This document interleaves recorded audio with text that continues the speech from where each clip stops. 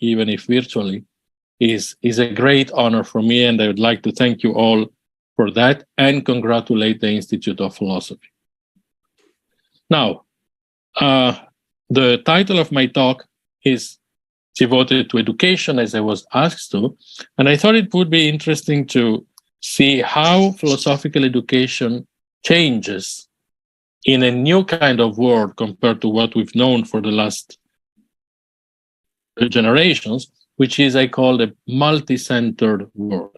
So how would philosophy itself change? How is philosophy going to take a new shape in today's world, especially for students in your world, and how its role as educating people might change? Now, what I will not do is give you a formal lecture. I think that I thought that as a celebration of the Institute of Philosophy, the best way to exchange would be to do something very philosophical. So not a lecture ex cathedra from a professor to students or to colleagues, but rather as an opportunity for a real talk, for a real exchange with you all, those who are in the classroom in Beida and those of you who are online. So what I'd like to do is not to just follow a discourse, but give you some elements of reflection, give you some elements of discussion, and try to throw on the audience some ideas which I hope will be helpful to nurture further discussion. I have to say that having some experience in classroom at Beida, I have no doubt that anything I would say will be elaborated, thought, criticized, hopefully, and probably become a fruitful seed for further reflection. So I'm always very admirative of the quality of students at Beida, and of course of the extremely high scholarship of colleagues there. So this is, in my view, this idea of provoking a discussion, just providing elements, is the way how I think I might pay a tribute to the Institute of Philosophy of Peking University, which is nowadays one of the major international poles for philosophical reflection. It's certainly a reference not only for China, not only for Asia, but certainly on a global scale. And it's also partly thanks to the World Congress we organize, although, of course, not exclusively to that. So what kind of elements could I try to provide for thinking of philosophy as education and thinking of philosophy in today's world? Well, one element is think of philosophy as a global phenomenon. Philosophy today, as I say, only makes sense if we do philosophy for a global audience. Global doesn't mean the same everywhere. On the contrary, global means an audience that is diverse, that is trained in different philosophical traditions, in different cultural traditions. It's not the same thing to talk to a scholarly audience in Mexico, or in China, or in the United States, or in South Africa. So all this audience should be taken into account when we do philosophy. That's what I call the plurality of philosophical audience. So the way how philosophy should be done today is exactly this one. Trying to take into account the background of our readers, of our listeners, of our audiences, and try to do philosophy in a way that makes sense for this plurality of civilizations, actually, of cultures. This is how we can understand not only global perspectives, but cross-cultural perspective, integration of different perspectives. When Professor Liu Jie mentioned that it would be nice to be there in person I take it as an invitation to learning something new, to try to merge in a world that is partly our world. We all belong to a common world, but for which we need to learn, we need to study, and we need to make sure to listen to a plurality of perspectives. So philosophy should be made today, I think, in this kind of plural and at the same time comprehensive, all-embracing perspective.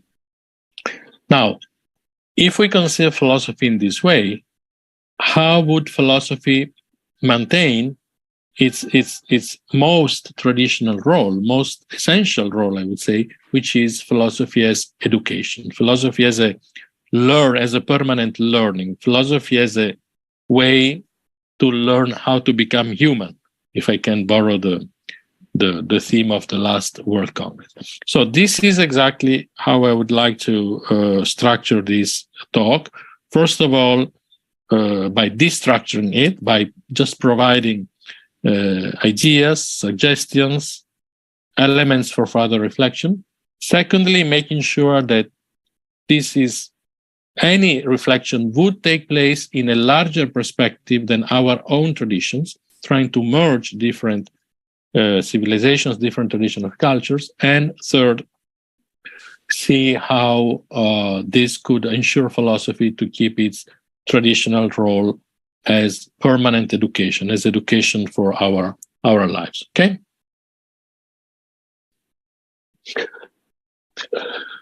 Okay. The obvious starting point would be the World Congress of 2018. It's also a way to acknowledge the incredible work made by the Institute of Philosophy. I think that you all who study at the Institute of Philosophy, who are faculty at the Institute of Philosophy, should be more than proud of what was achieved 4 years ago. The World Congress was the largest philosophical event and probably one of the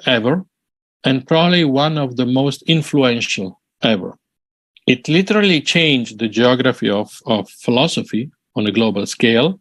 That was a bit hindered by the pandemic that took place in the last years, but still, there is a very solid and very steady inheritance of the World Congress in Beijing.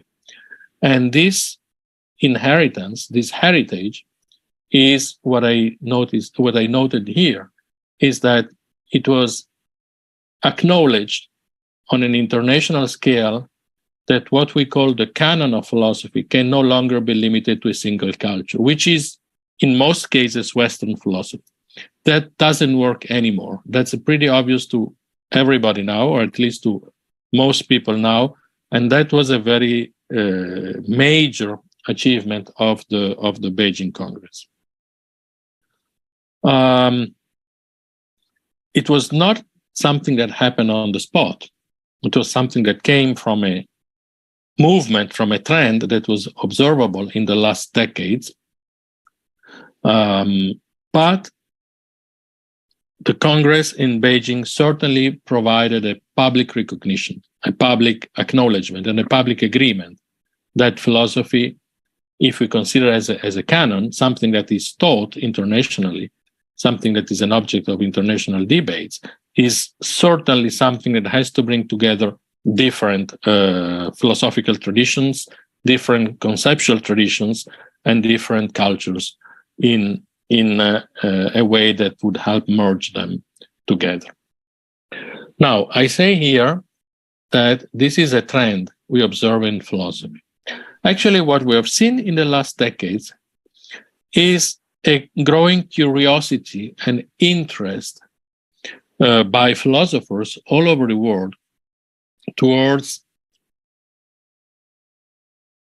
cultural diversity, towards themes, ideas, conceptual structures, and styles of other philosophical traditions. By styles, I mean that the way of doing philosophy in one tradition, like consider, for instance, the notion of essays, the notion of logical reasoning, the notion of treatise, is not necessarily is no longer the only one that most philosophers would consider as valid. Take, for instance, the tradition of Confucian tradition, which is a tradition of dialogues, not very different from Plato's, not very different from Nietzsche, not very different from other philosophers that belong to different traditions. Well, these different styles that had been a little bit evacuated from contemporary philosophy, especially in the modern age in the West, have become an object of a new interest. And we observe today philosophers who try to merge, to bring together these different styles by creating a new way of doing philosophy. So this is a trend we have been observing for a long time. The reason is very clear. The reason is that our cultures, our way of thinking today is no longer made in only one place. We all interact with friends, colleagues, people from different parts of the world in different ways, under different circumstances, under different conditions. But more or less, we are all aware of what is going on in the external world. And this forces us to understand how the different influences we receive are made, where they come from, what are their reasons, their origins. And so we are naturally led to be interested in a plurality of other traditions. If I may take an example from the West, for instance, we used to think of our culture, of Western culture, European culture, for instance, as the product of different European centers. It was made in Paris, it was made in London, it was made in Heidelberg, in Tübingen, in Rome, in Athens, and so on, in New York, and so on. But nowadays, we know that our way of thinking, our daily habits, our daily attitudes are made as well in China, in Korea, in Japan, in South Africa, in Brazil. So we are the product of a set of global influences in our daily life, in our visual culture, in our readings, in our literature, in the books we read, in the people we meet. And this forces us to try to understand the background, the skeleton of these different cultures. So this is what I call an increasing attraction to these themes, to this plurality of traditions. At the same time, by enlarging the cultural scope, traditional boundaries between disciplines are also being deconstructed. Boundaries are always cultural sensitive. For instance, we define philosophy, like Western philosophy, for instance, according to the history of Western philosophy. But as soon as we open up, these boundaries kind of are no longer viable. So there is a trend today, that in philosophy, this can be seen. It is not just going into a cross-cultural direction, but it's also going into rethinking the boundaries, the scope, the nature of philosophy itself. And the same is true for other disciplines in the humanities.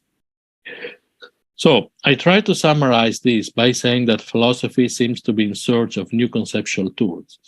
Philosophy is in a very exciting time today, because it obviously has to redefine itself in a way that it's much more inclusive, much more complex, and also much more creative than it has been in the last decades. So for those who are doing philosophy today and those who are starting doing philosophy today, welcome to this beautiful world. This will be a really interesting time and a really interesting period for philosophical research. Now, what happens in this context? Well, this is certainly relevant for the way how we do philosophy today. As I try to suggest, it's not only that we no longer read or we see or watch cultural products from a single culture, but we can no longer write for a single readership. We no longer write for a regional readership. If you are familiar with the history of Western philosophy, for instance, most Western philosophers wrote for Western readers. And to some extent, traditional Chinese philosophers also wrote for a Chinese readership or a continental readership. Nowadays, we need to enlarge the scope. We must be able to speak, to say something meaningful for a plurality of audience, and a plurality of audience that are spread across a plurality of cultures. This is not something that can be done by using traditional concepts. They have to be redefined. They have to be reshaped, and they have to be invented in a way that would be cross-cultural without being generic, without being general. So this is, I think, the task of philosophy for the next decades, and maybe longer than that. And this is also why I just said philosophy is such an exciting endeavor today. I put it in words by saying that we have to reappraise the nature of philosophy, the scope of philosophy, and not just within philosophy, but also in relation to other disciplines, relations to science, different science that belong to different cultures, to forms of spirituality, traditional spiritualities, to forms to different forms of literature, different forms of humanities, different sets of disciplines. Think, for instance, of medicine. Think of the importance that for Western medicine, a Chinese traditional medicine is taking. It's not because it's a fashion, but because Chinese traditional medicine uses categories, concepts, theoretical structures that are being recognized as very helpful and very healthy for Western medicine. So all these kind of relations are being reworked together, are being redefined and exactly reappraised. So I try to pay kind of a tribute to the World Congress here by saying that we need to rethink the notions of learning to be human. This was the theme of the World Congress in Beijing, chosen by Peking University, learning to be human. But learning to be human must be thought in a plural and an open and inclusive way or ways. Okay? Now, if we move in this direction, if we are in this kind of bath of openness, inclusiveness, and merging of different traditions, this also affects the way how philosophy is education. I'm sorry, I repeated affect twice here. Why? Because philosophy is not something that is done in a closed room, doesn't occur in a vacuum. Philosophy is part of today's world. Professor Liu Jie mentioned the conflict that we are living today in Europe, and that's a good example, not the only one, but it's certainly a good example of how philosophy, how reflection is always embedded in not just cultural environments, but also in actual historical settings. So philosophy as education here, we're going into this more details, but philosophy as education here is also a way to answer specific questions and to address human concerns of our time as deep as possible. Think, for instance, of, well, conflict is a good example. Why are we going through conflicts in Europe? That's not a matter only of political concerns. That's not a matter of geopolitical concern. There is something much deeper that can be identified or can be worked with, has to do with the nature of and the history of Western cultures, the history of the exchanges between Eastern Europe and Western Eurasia and Eastern Eurasia, Central Eurasia. There is a lot of concerns that can be addressed through philosophical concepts. Think of, on a different note, think of global concerns for environment, for climate change. Think of global political concerns. Think of all these kind of issues that form the core concerns of our time. So philosophy is not something that you define in relation only to philosophy, okay? You don't do philosophy by reading philosophical books only. That would be very boring and very bad and probably useless. You do philosophy by applying philosophical concepts to the analysis of the surrounding world, to the analysis of our world. So address the human concern of the time. This is the formula I used here. But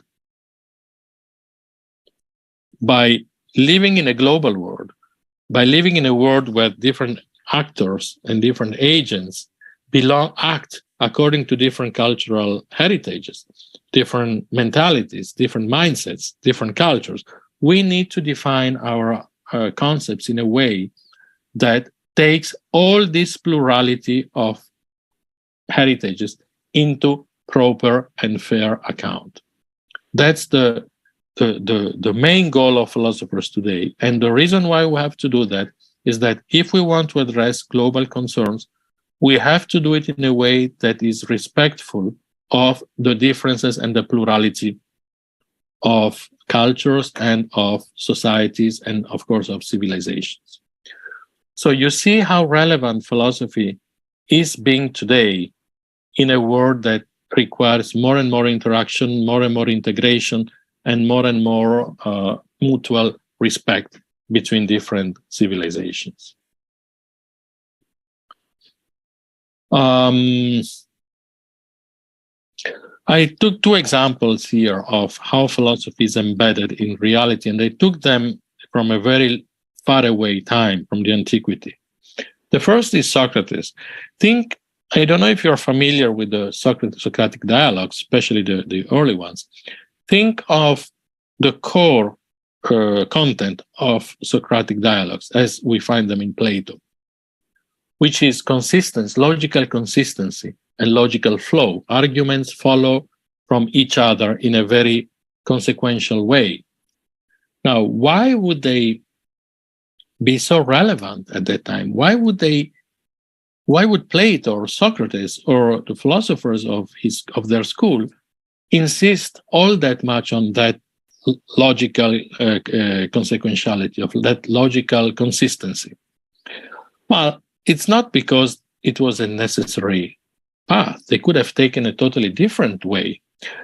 But we understand that if we project that philosophy in the actual social, political, cultural environment of that time, we do not understand why this philosophy started. If we do not understand, if we do not know the concerns these people were dealing with. So in ancient Greece, but also today, the crisis of logical consistency in public debates is a major concern for Western societies today. A second example, which you're certainly much more familiar than I am, is think of the insistence in the analects in Confucius on the power of rights in conjunctions with virtue. So virtue has embodied in rights. Many colleagues in the West had hard time understanding why would it be so important? Why would be actual behavior, ritual behavior, be so important in relation to virtue? Well, one of the reasons why it's so hard to understand is that the social conditions, the historical conditions, are very different in the West as they were in Confucius China. And the fact that virtue is powerless without being embedded in rights is something that can hardly be understood, especially from outside, if we do not see the specific society and era that formed Confucius context, Confucius surrounding context, and Confucius environment.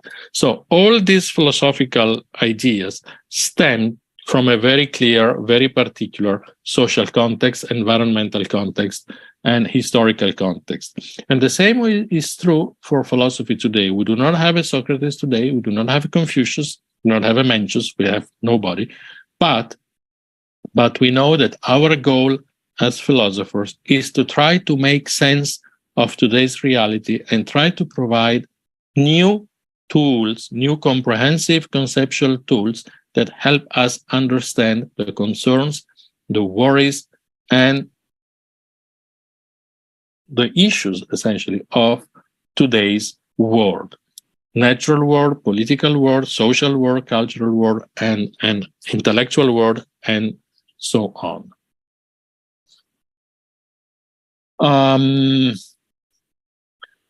So this is to introduce the idea that philosophy is always situated in a cultural setting. And this is something almost obvious to say, but it has not been the case anytime. If you take the history of philosophical thought, especially in the West, especially Western philosophy, for a long time, Western philosophy, or at least a part of Western philosophy, conceived philosophy as a quest for absolute truth. Like, this is the truth, period. The idea of philosophy being context sensitive has not been a mainstream idea in Western philosophy for a long time. Today, there is an ongoing turn. There is an obvious change in this attitude, but it shows that what seems to us kind of obvious has not been obvious all the time. Why am I saying this? Because this effort to overcome our own situation in the world, is what defines what we could call a new humanism. Overcome our situation, how? Through mutual recognition, mutual exchanges, mutual understanding, awareness of each other's culture. So when we talk of a new humanism, which is a word that is becoming more and more used, we do not mean going back to old classical heritage. It can be of any culture. In Europe, it's always considered, especially in Italy, we consider we are the holders of humanism. So each time you mention the word humanism, people think of Florence. But it's not like that. The idea of a new, there's nothing to do with that, actually. The idea of a new humanism is exactly this idea of looking for or setting the conditions for a meaningful integration of different cultures and civilizations. This is really what we need to do today, going through an increasing integration, mutual understanding, mutual exchange and dialogue between different civilizations. Let's look at today's world, for instance. There are certainly two elements that form the core concerns of our world. The first one is obviously environmental concerns. Something is changed around us. This is pretty obvious. It doesn't rain as much as it used, or it rains too much. Rivers are behaving strangely. Glaciers are disappearing. Climate change is an obvious element. Level of the seas is growing. We see something changing over there around us. But we also see conflicts growing more and more. China is not immediately affected by that, luckily, but Europe is. And it's not only about political conflicts or political clashes, but we see it in the public discourses that we see growing in the Western space, discourses of intolerance, discriminations, exclusion, growing social inequalities on a global scale and in a social scale, and of course the horrible displacement of people across the continents, for instance, in the migrating phenomena from Africa to Europe, but also in different continents and at a global scale. Now, if we look at this situation of the world, what do philosophers do? Exactly what I tried to hint earlier. Reflect on how we can help dealing with this conflict-ridden world. So how can we contribute to understand what's going on and solve problems as they're going on? Exactly in the way that I try to say, I think one of the possible ways is try to understand the world as a global and plural entity, not a place where we have philosophical ideas and we try to apply them. On the contrary, listen to each other, learn about each other, study each other's cultures. And this is the major task of philosophers as social actors and cultural actors. So what is really needed today is what I call cross-cultural sensitivity.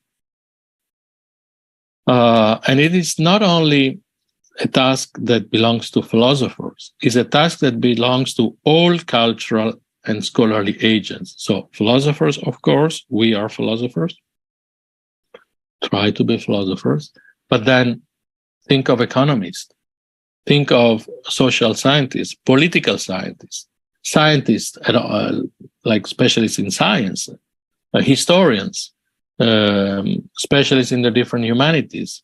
So we are not just expected to maintain the knowledge, the scholarship, the erudition of our tradition, of our heritage, but also to envision, to imagine the social world in which we would like to live. So this idea, this desire, this readiness to elaborate ideas, concepts, theories, to address common concerns, common human concerns across a plurality of traditions is what we could consider the ideal of a new humanism that philosophy is going through. So there is, as you see, two elements here. There is a common world. We all live in the same world, but at the same time, there is a plurality in this world that has to be taken into account. We do not live in a common world by all doing the same things. We live in a common world by trying to bring together a plurality of different traditions and try to see how in this plurality of civilizations, cultures, traditions, we can live together, we can elaborate together ways of living or ways of coexisting that would make our world more livable than it looks like it's going to be now. Okay?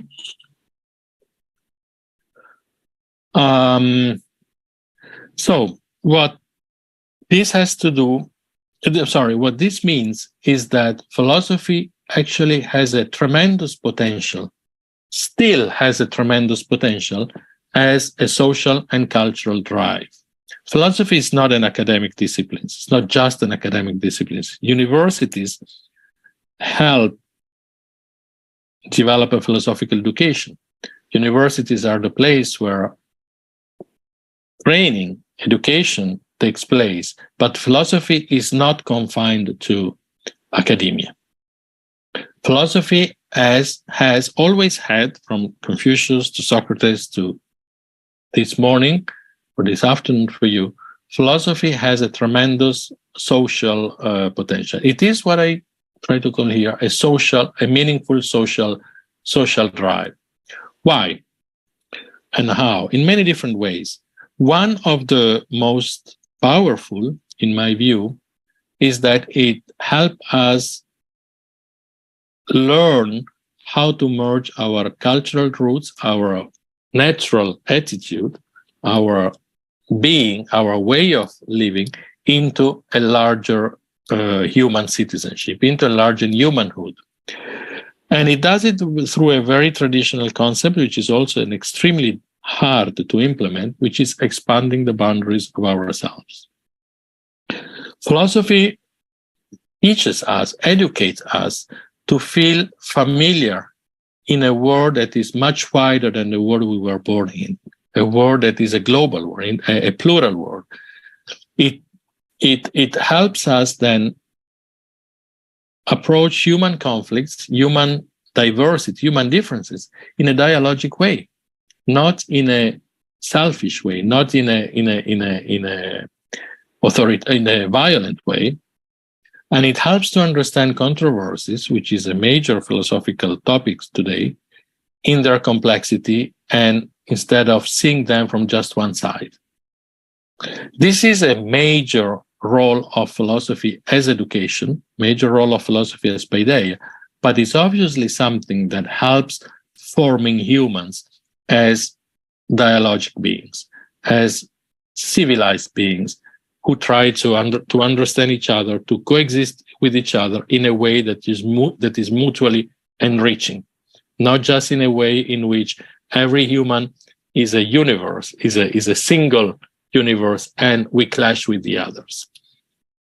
So you see how philosophy as a conceptual structure, philosophy as education, and philosophy as a social drive come together. And this is the extreme power and strength of philosophy since its inception in China, in Greece, in Central America, wherever you want.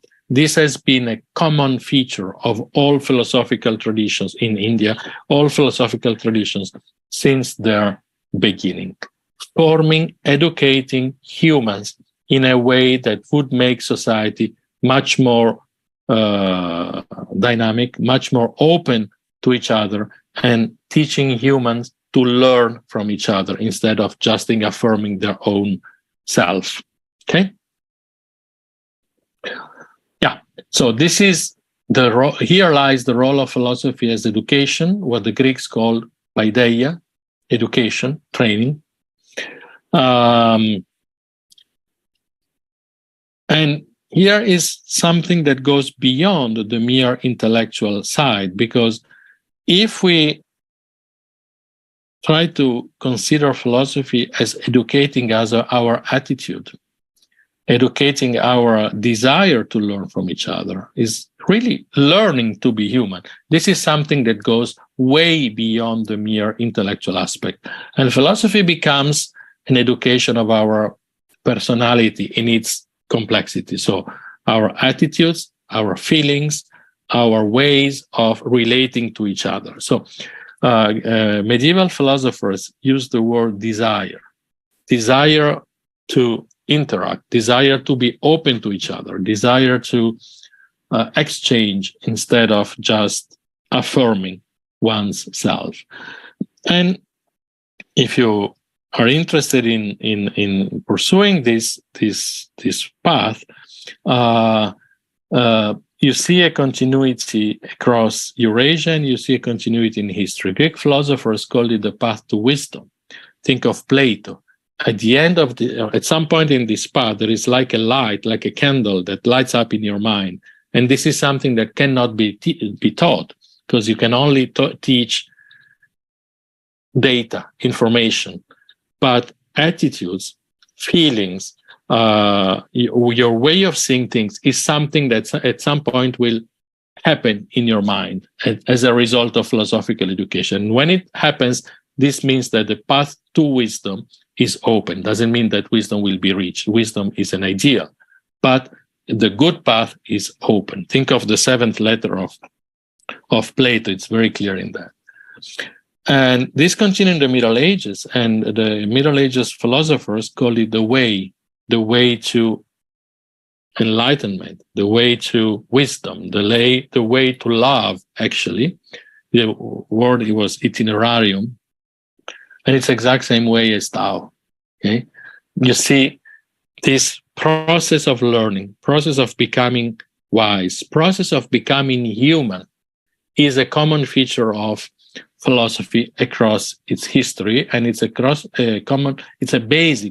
critical feature of philosophy since its very beginning up to today. When I suggested that there is a growing interest in today's philosophy for a plurality of traditions, this is also what I mean. This part of philosophy has been a little bit left aside by philosophical reflections in the modern age, especially in the West. And one of the tremendous forms of impact that the exchange with Chinese academia and Chinese colleagues had in the last decades is to realize that this way of conceiving philosophy not just as a logical tool, but as something that invests more deeply our way of learning to be human among other humans, is something that philosophy has to take back. So this is a change that in the overall spirit of philosophy, in the overall scope of philosophy, that is very much the effect of a cross-cultural, a cross-fertilization of philosophical traditions from the West and from the East, and particularly from China. You see a turn that is the result, a turn in contemporary philosophy that is already the result of an exchange with different traditions that took place in the last decades. Of course, it's also the result of a sense of need, of a sense of inadequacy of Western philosophy to understand the contemporary world. But it's something that is very visible, and it's something that is clearly the effect of the integration with Chinese philosophy. Now you see how traditions, sorry, there is an S missing, traditions that apparently are very distant to each other, like Chinese philosophy or Western philosophy, actually are not as distant from each other as we used to think. They do converge in designing the scope and the goals of philosophy as education, the scope and the goal of philosophy as learning to be human. I repeat this formula. Now, if we want to just to use a very brief outline, we could say that philosophy is an education to the faculty of learning, is an education to teaches us how to learn, how to be open to each other, how to integrate a wider world into ourselves. This is a quality that the Greeks used to call magnanimity, megalopsychia, the great soul, the quality of being great-hearted, the quality of being unselfish, the quality of learning to expand the boundaries of ourselves beyond our immediate environment. In other terms, the notion of generosity. Generosity, can call it charity, as it used to be called in the Middle Ages. The most appropriate Chinese term is probably ren, benevolence, generosity, being open to each other. And this is not a moral feature. This is a fundamental epistemic mechanism. This is a way how we think. It's not just the way how we behave. Okay? And it represents one of the critical goals of philosophy as education, the way how we learn to think in a way that is open to external influence, to learning to other selves, to other traditions, to our cultures. A good example, I don't have to elaborate about this.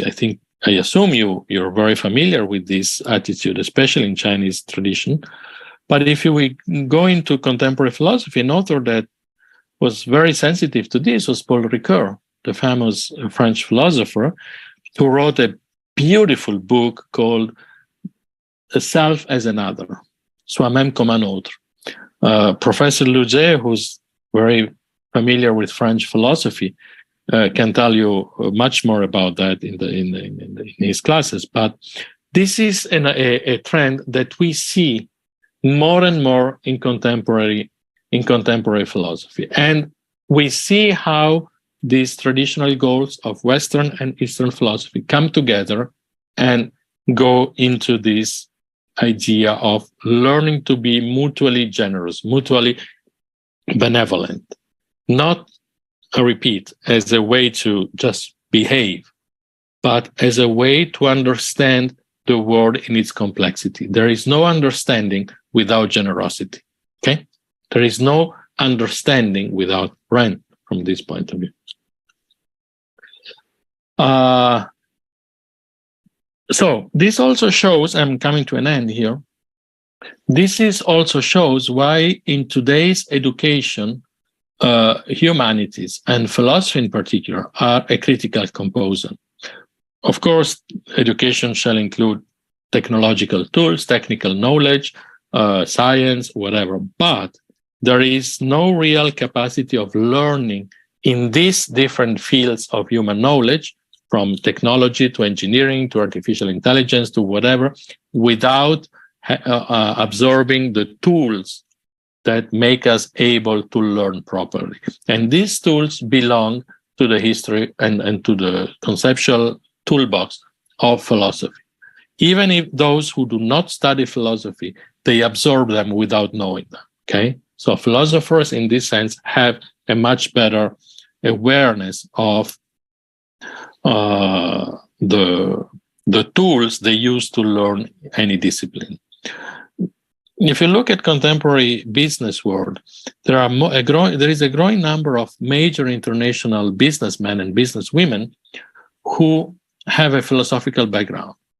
And many of them claim that learning philosophy as a first discipline is something that has tremendously boosted their capacity of working in other domains of human activities, business, technology, science, whatever. So this partnership between technical knowledge, technical training, and humanistic education, including philosophy, is critical to ensure full prosperity and full citizenship in today's world. Now, if we want to summarize, we can consider philosophy, as I say, as a tool that ensures the development of a country, of a nation, as it's an agent of cultural progress, is a discipline that encourages the reflection of our own values, histories, heritage, a body of knowledge that has to do with the sense of communality. These are certainly ways of looking at philosophy and parts of philosophy, but we can also see philosophy as a powerful tool for mutual understanding and mutual coexistence. And this is probably what the challenge that we will all be facing in the next decades, in the next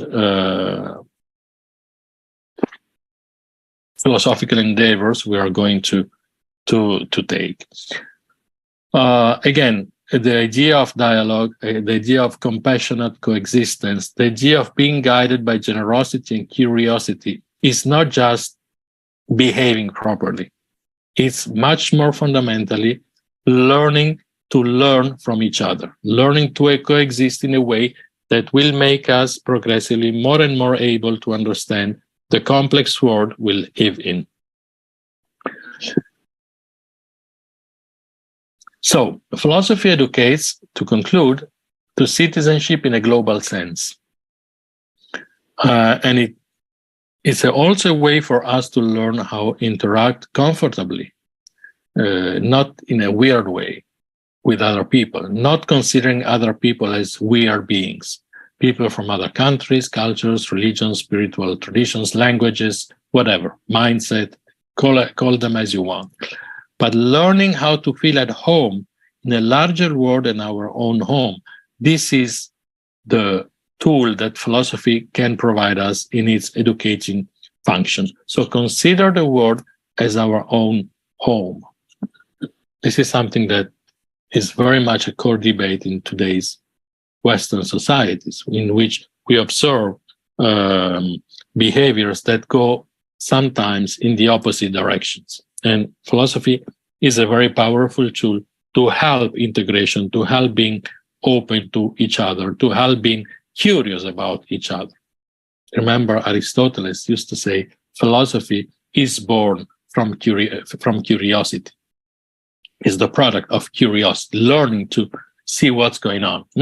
It's a basic, I would say, almost an animal function of humanity, of human beings, being curious about what's going on, not only in the immediate environment, but in a larger environment, physical, natural, and social and human environment. So this is also why, in continuity with the World Congress from which we started, we will conclude with the next World Congress of Philosophy. Professor Luca mentioned it will take place in Rome in 2 years. And in full continuity with Beijing, it will be devoted to philosophy across boundaries.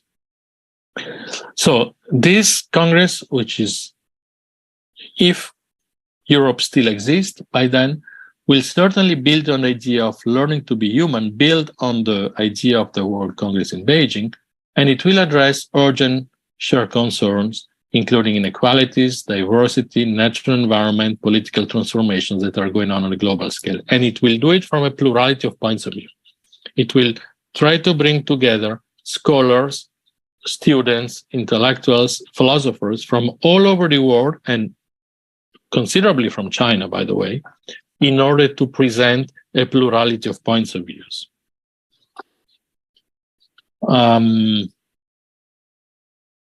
Well, Professor Liu Jie is already on board. He accepted to chair one of these sections. And I would like to emphasize that students and junior colleagues will be most welcome to the Congress. So this is why you are all invited to come to Rome. If you didn't find this talk too boring and being discouraged from going to Italy ever again, but you will certainly be most welcome to this Congress. And something that has to be valued, especially for junior scholars and students, is that World Congresses are a place where you start friendships that may last for entire life. If Professor Liu Jie or other colleagues or myself meet now, we will probably be in touch for the next 25, 30 years. But if students come, they will be in touch for the next 60, 70 years. So it's a great opportunity for you all to start new relations, new friendships, new intellectual connections. And I'm really serious. You are warmly and most wholeheartedly invited to attend the World Congress in Rome. So I hope I hope I could provide you with some elements of reflection, with some elements of maybe further discussion, with some reasons to criticize what I say also. And I'd like to just thank you. This is my contact, and thank you for your attention. And thank you again for the privilege of joining this series of lectures celebrating the 110th anniversary of the Institute of Philosophy at Beta. Thank you. Thank you, Luca, for this wonderful talk. I think before the opening the discussion session, I would just like to add one remark. I believe with your philosophical joint efforts, very brave today, and Europe will definitely survive and even grow better. Okay. I'm glad you're so confident. Thank you. Any questions? Okay, go ahead, please. Thank you, Professor Scarantino. Actually, I have several questions, and I think this is a very wonderful talk, and I learned a lot from you. But also, I have some points that I might not disagree. I might not agree with you. And you, in your talk, you said you treated philosophy as education, especially as education for global citizens. And you talked very few about philosophy as a discipline. And my first question is about what do you think philosophy as a discipline? Because most of us sitting here are philosophy majors, so probably we also care more about doing philosophy as an academic discipline rather than philosophy as a way of life or philosophy as a way of education. So this is my first question. My second question is about philosophy as a so-called new humanism. So by humanism, I mean, in our modern society, we have humanities disciplines, including philosophy and other humanities disciplines like cultural studies, history, and literature. So my second question is, what makes philosophy special, or what makes philosophy distinct from other humanity disciplines? Those are the questions on philosophy as a discipline. And I have another question. The third question is about if we take philosophy as new humanism, and the goal of philosophy is to give us a tool to have a meaningful integration of different cultures and civilizations. And in your talk, you also mentioned that nowadays we're actually living in a world full of conflicts between cultures and civilizations. And I remember there is a famous political philosopher, Samuel Huntington, who wrote The Clash of Civilizations. And I want to know, how could philosophy be so powerful that it enables us to have a meaningful integration of different cultures and civilizations? Thank you. Those are all my questions. Okay, let me start from the last one. I never said we are living in a conflict of civilizations. I said we live in a world of conflicts. And I don't think these are conflicts of civilizations. I think we are going towards a world in which there will be a kind of a much more stable geopolitical order than we see today. Certainly, China will be a major actor in that, leading actor in that, along with others. But I don't think we are going. I don't share Huntington's point of view. I don't think we are going towards a clash of civilization. We are living in a world of conflicts because the increasing integration of different human groups, different cultures, different civilizations leads to conflicts here and there. Some conflicts may be very worrisome, especially when people have nuclear bombs. But I don't think these are conflicts of civilizations. On the other hand, you're right in saying that philosophy itself will not save the world. There is no doubt about that. The philosophy is an agent. Philosophy plays a role, like culture plays a role, like economy plays a role, like political interest play a role. But none of these agents by itself will be able to change anything. My point is not to affirm philosophy as a leading force, a leading drive of humanity. My point was to show that philosophy has a role to play. I don't think Plato was right in thinking philosophers must rule societies. But it's also true that philosophers cannot be seen as scholars in ancient Alexandria, or monks in the Middle Ages, where they keep preserving existing scholarship, existing documents, and just be closed in their own studios and their own museums. So I think that philosophy has a role to play, which is essentially educating people to think in a plural world. Look, we observe, especially in the West, a growing tendency, which is still not a majority probably, but growing, of people who refuse to consider human beings from other cultures on their own level, on their same level. We see form of racism. We see form of exclusion. We see form of discriminations coming up.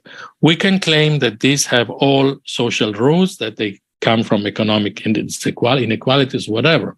But they certainly have a internal structure, conceptual structures that philosophy can help dismantle. Will it do it by itself? No. Can we live without philosophy? Yes, we can live without philosophy, we can live without music, we can live without literature, we can live without a lot of art, we can live a lot of things. But each of these has a role to play, and so does philosophy. Now, your point as philosophy as an academic discipline. I don't think philosophy can be seen as one discipline. Philosophy is a set of is a kind of a constellation of different disciplines. Analytic philosophy or analytic philosophy of emotions has nothing to do with cultural studies, apparently.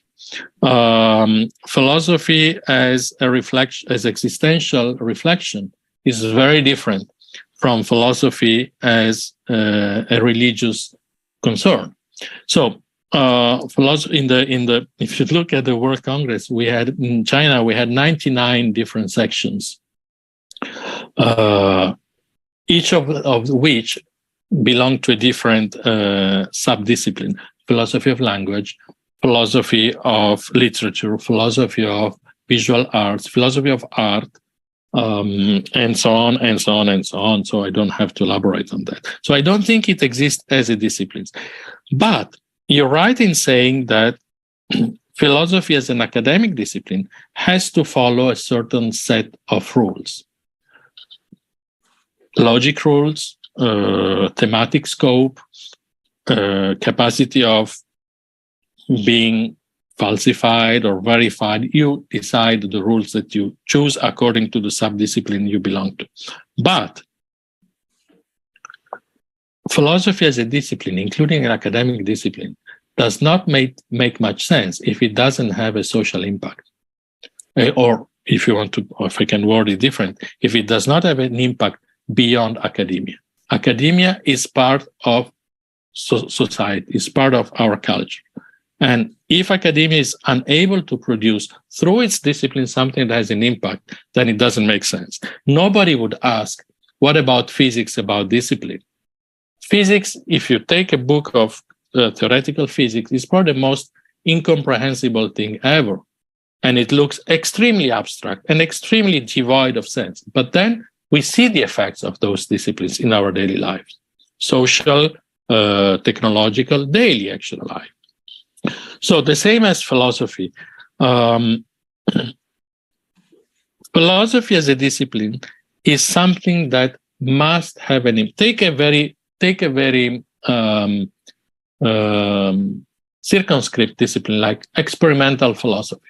Very small, very close community, extremely academic, completely academic, but at the same time, it interacts all the time with psychology, with cognitive sciences, with neurosciences, because the idea is to produce results that have an impact into the advancement of science. So this is my first remark. There is no such unique discipline as philosophy. There is philosophy as a constellation of different disciplines. And one of the common features of this is, first of all, to reflect on the culture, on the conceptual structures of our cultures. Philosophy as, well, Germans used to call it Kulturwissenschaft, the science of culture. Philosophy has always been a meta-reflection on our ways of thinking. Secondly, it certainly has an educating power. If philosophy does not help people think in a more insightful ways as they do before doing philosophy, then it loses a lot of its scope. I know that other colleagues, maybe especially in analytic philosophy, may think different, may have different views.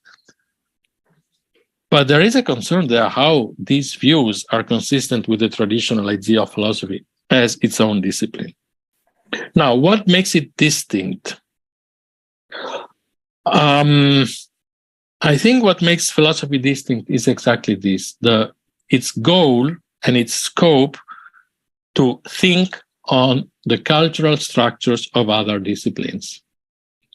You know, there is if you take Western culture, across its history, not just philosophy, literature, and general, the human condition has often been represented with an analogy of a forest. Human beings being in a forest and having to find their way, their path in there. Contemporary philosophy has conceived it as orientation. Okay, the idea of orienting in a forest, in a thing. The idea of losing contact with the world has been described in the history of the West often as being lost in a forest. Think of Dante. Think of the comedy. No, he starts by saying, "I was lost in this forest and I didn't know where to go." Now, culture as a vital function is the capacity of finding an orientation in the forest. Think of someone who would start in a group of humans and say, well, there is a tree there, and then there is an oak there, and then there is a different pine there. And if we see this path, if we follow this path, we will be able to go out of the forest, and this is the way we have to follow it, whatever. Fine. Philosophers would be the person who say, how do you think that your instructions, how do you prove that your instructions are really effective? So when we have science, when we have culture, when we have different disciplines who advance in their own path, philosophers and philosophy is the discipline that distinctively calls on the presuppositions and the conceptual structures of these disciplinary approaches. It is what we call a meta reflection on culture itself. This is the way how I see philosophy. If you take analytic philosophy, which might seem very distant from this, analytic philosophy was born like that. Analytic philosophy was born as a meta-reflection on the grammatical, syntactical, and formal and logical structures of our ways of discussing, of thinking, or of elaborating. And to some extent, it still is. It has lost a lot of its historical scope, of its historical depth, especially from Quine on. But at least until the 50s, analytical philosopher, in its relation to pragmatism, think of someone like Morris, think of people like Lewis, think of all the Harvard School until the late 40s and the early 50s. Had always been for a long time been an approach that tried to make sense of the ways we think in their formal ways and in their historical depth. Okay.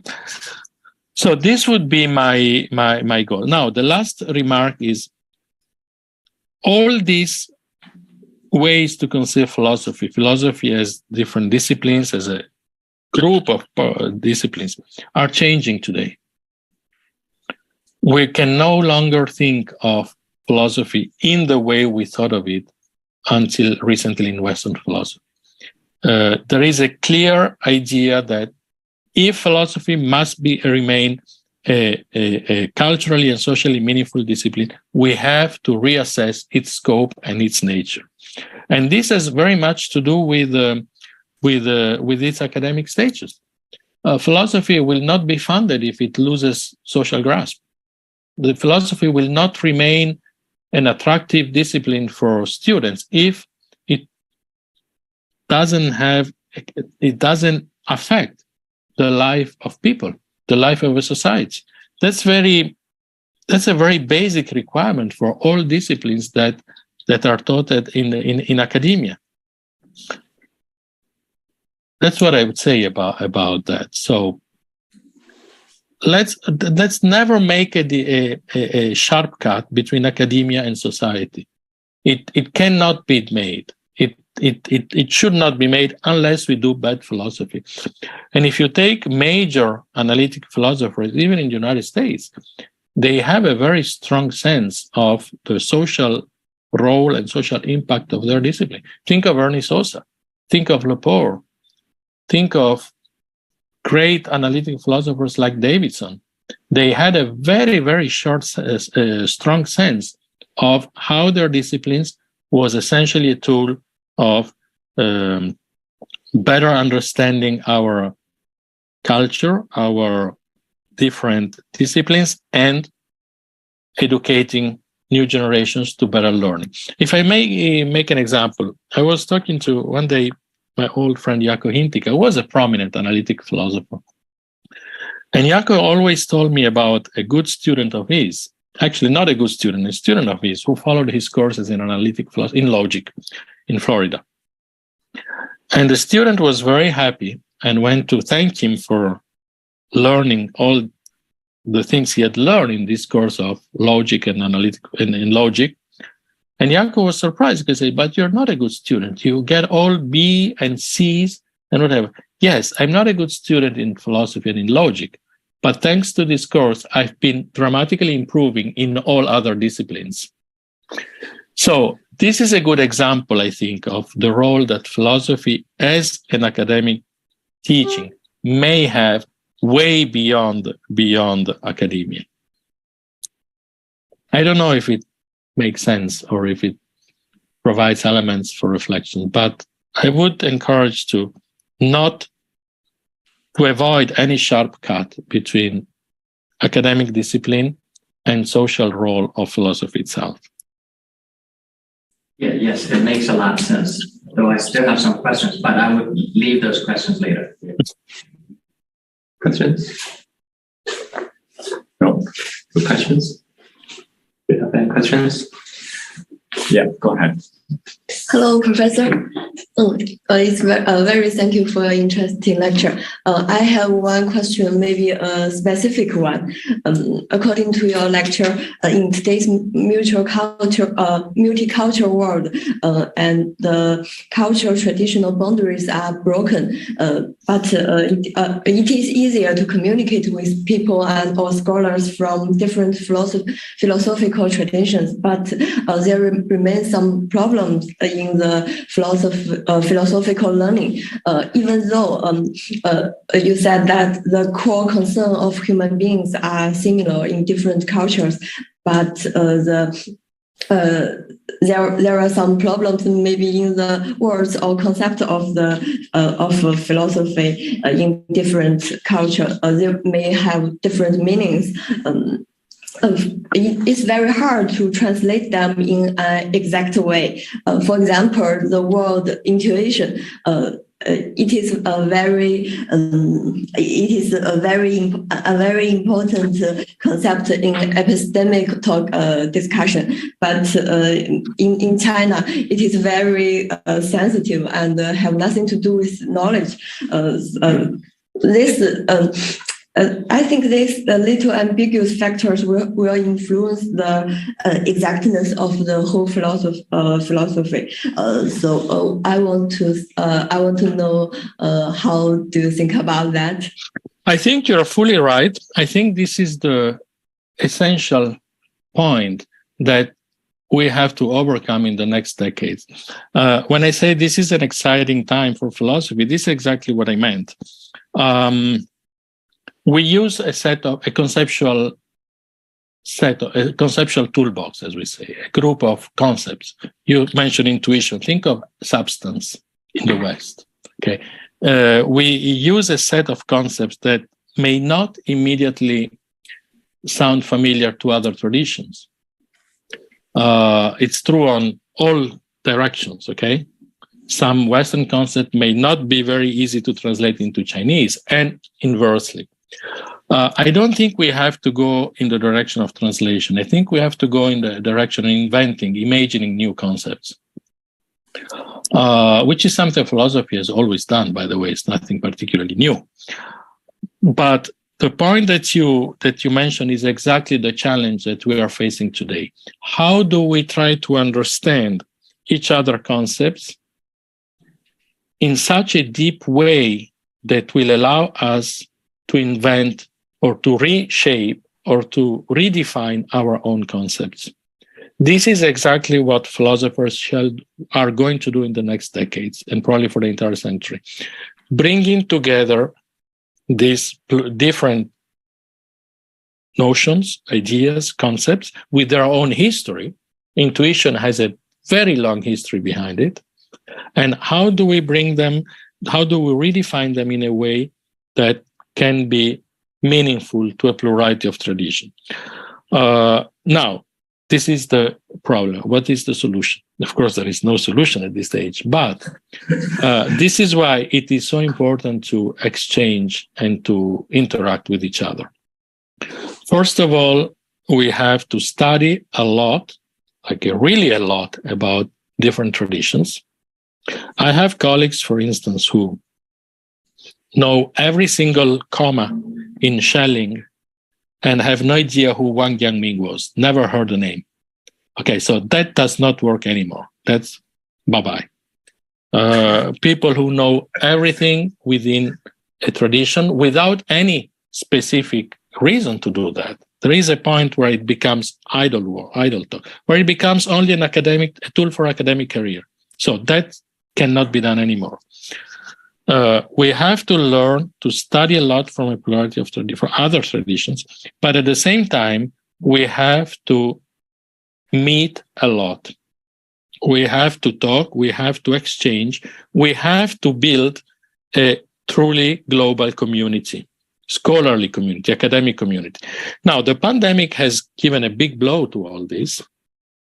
It made it much easier to lecture online, but it also is always kind of hindering actual meetings more and more, and that's not good news. But I think that the only way to move into this direction of imagining new concepts is to talk as much as possible, to interact as much as possible, and to consider academic cooperation as one of the priorities of academic life today. One of the things that I observed in awe when we were preparing the World Congress in China is the amount of partnership that BEDA had or was developing with partners all over the world. That was not just a matter of academic power or academic resources. That was a way to really move, to really push the way how we conceive our disciplines in a very modern, a very contemporary way. I was really admiring that, and I wish we could do the same in Europe. I'm trying to do. Bodies like FISP are exactly trying to do that. We will not be able to understand each other concepts to a sufficient level of depth only by studying. That's a preliminary thing. That's necessary. But then we need to meet, we need to get together, we need to talk for hours and hours together, we need to observe each other, and we need to learn how people actually live. Let me make you an example. A few years ago, I was lecturing in Shanghai at Fudan University. And there was a PhD student, brilliant PhD student, who told me, look, there is a concept of Western philosophy which I really cannot understand, is the concept of substance. You use intuition, she used substance. And she told me, I really cannot understand what it means. So I tried to explain to her, I said, look, this is the origin of the concept. And she interrupted me and she told me, look, this I know. I've read all I could read about substance, but I still do not understand what it means. And that was a very meaningful objection. And I thought, okay, this is a brilliant student. And it's not like she does not understand. It's that it's probably so far away from her way of thinking that how can she absorb the concept? So what I told her is, look, get a fellowship, go spend a year in Europe, and try to see in people's daily life how these concepts work. Where does this concept stem from people's daily life? Okay, just by osmosis, try to absorb it. And this is a major way of learning for philosophy.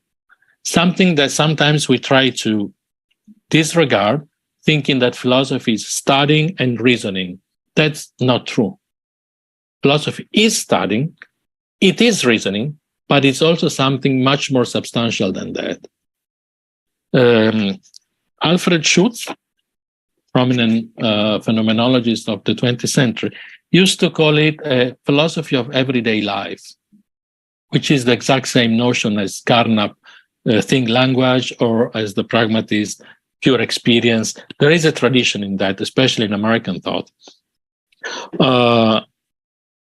Seeing philosophy as an elaboration on our ways of thinking, not on our ways just of behavior, but on the way how our behavior has been elaborated through history in a real way of thinking. Linguistic structures, behavioral structures, rights, attitudes, and ways of elaborating our reality. So yes, the point you made is the core problem of cross-cultural philosophy today, of a cross-cultural style of doing philosophy. And I think that the ways to advance are these: study, learn, and get together as much as possible, especially in young age. Try to, compatibly with the present world, but try to spend as much time in different parts of the world as possible. So you see, I'm sorry, to go back to academia, how the content of philosophy merges with academic decisions, with academic behaviors. Fellowships, foreign PhDs, time spent abroad, these are not just career tools. These are ways to increase our understanding of our discipline, and by that, the power of our discipline to interpret the world. Is it? Thank you for your suggestions. Those help a lot. Thank you.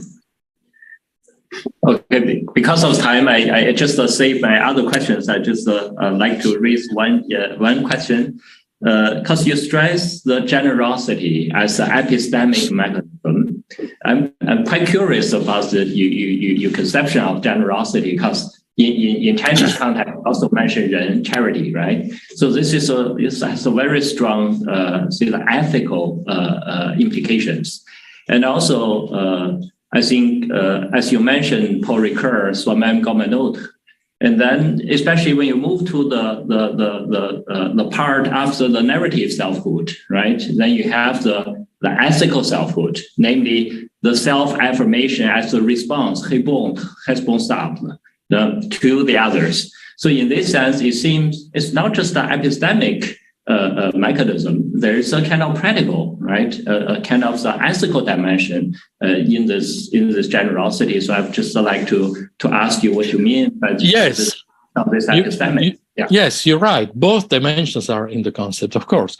But what I didn't say that it is exclusively epistemic. I said it's not exclusively moral. There is also an epistemic. But if you take the source, the origins of moral philosophy in the West at least, okay, I don't want to talk about traditions. I know less than that.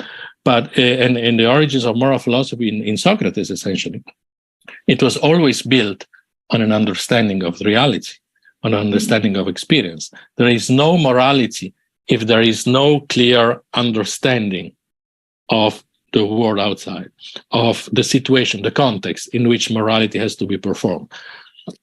The major conclusion of that in the ancient world is the ethics the Eudemian ethics of Aristotle, where responsibility is not just being responsible for what you do, is also the responsibility of learning and understanding the world.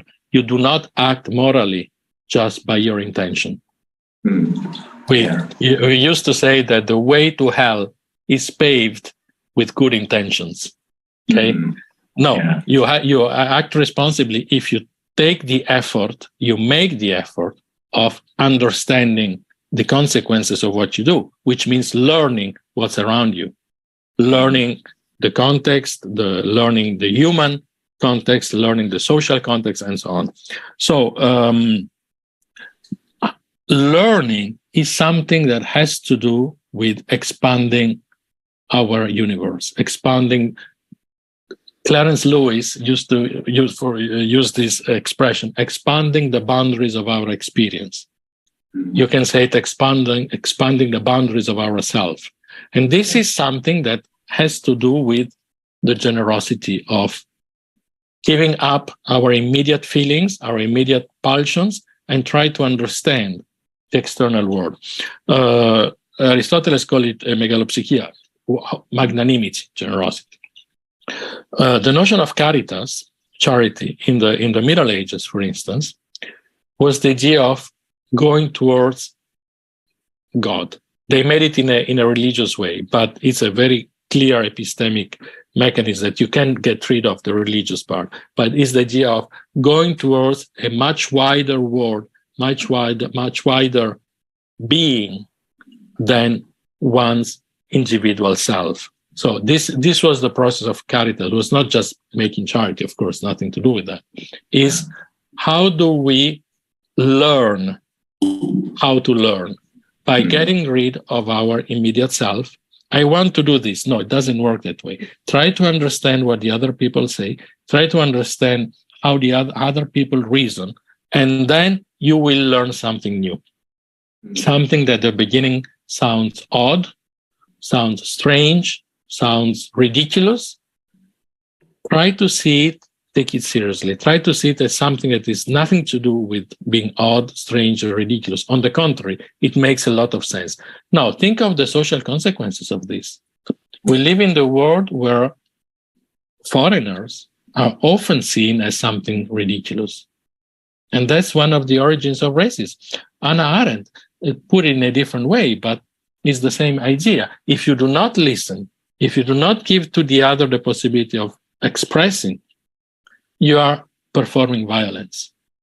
Okay? So philosophy in its diversity and its different approaches has identified a line that you can, at least in Western philosophy, can go back to Socrates and continue up to the present, in which this idea of expanding the boundaries of ourselves is a core idea of philosophical reflection.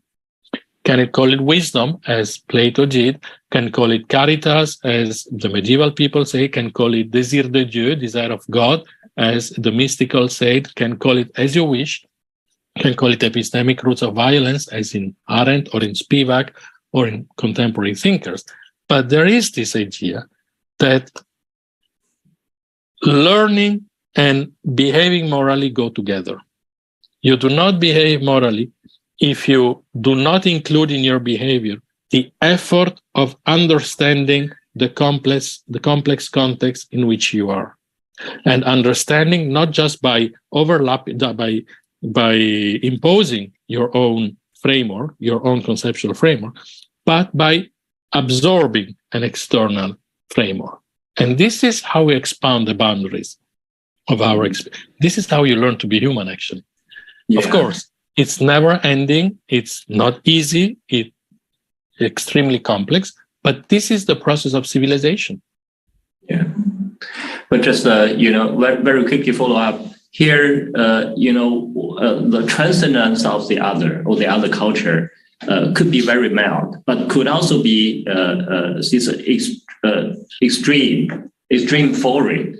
Namely, that the other completely deprive myself of any form of understanding. So in this sense, I think that is probably living us. And also Paul Ricoeur would talk about when they stress this ethical dimension, right? So that is more fundamental because there's no such kind of understanding which we can really make access to. But at the same time, I'm still here, malgré moi. So this is a kind of the converging point for the self. Yeah. Yes, but that's a point of disagreement with the Levinas idea. How can I put it? Let's put it that way. An essential part of learning happens on the pragmatic ground, not just on the intellectual ground. That's why I insist. What does it mean concretely? It means that we learn a lot by being together. Yeah. It's not this is something the pragmatist tradition has very much emphasized, and Husserl did emphasize it also. Unlike the French turn that it was taken later, is that concepts stem from the Lebenswelt. Concepts stem from our